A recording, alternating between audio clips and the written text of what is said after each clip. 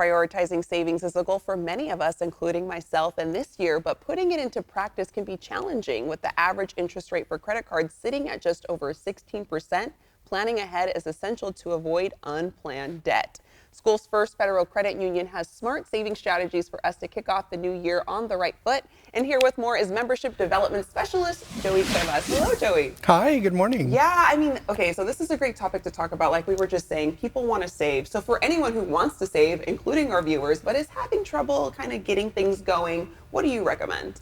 So the desire to save is always the first step, right? And once we have that and want to put a plan, paying yourself first is really the best way to go about a savings plan.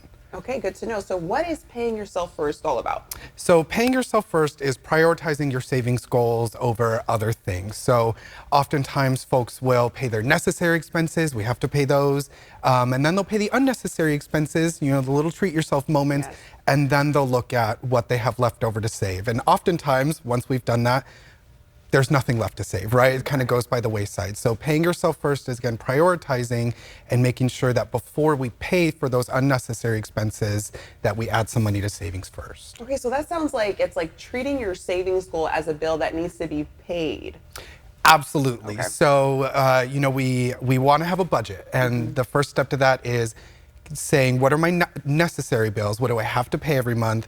And then setting a savings goal for yourself. And once you pay those necessary items, then pay your savings, and then take a look at those unnecessary items after that. So really, again, prioritizing paying yourself first and setting that money aside before you dip in for other things. Yeah, really planning it out. So how do interest rates work to give our savings plan a little extra muscle? Can you talk about the power of compound interest? Yes, so compound interest are great savings accounts, and rates have actually gone up when it comes to savings right now, which is great for those watching. And compound interest is a type of account where you earn interest not only on the balance you've contributed, but also the interest that you've earned. So the magic of that is over time, you're earning interest on your money, and then you're earning interest on your interest. Oh, yeah, which we like, because it seems like the earlier you kind of start saving into an account that earns compound interest, the better? Yes, Okay. yes, absolutely. So a quick example of that, say that someone is 25 years old, they deposit $2,500 into a savings account that pays 7% interest. By the time they're 65, they'll have about $37,000 in that account. On the other hand, say that they 25 years old, contribute $2,500 at a 7% account, and then contribute $25 a month.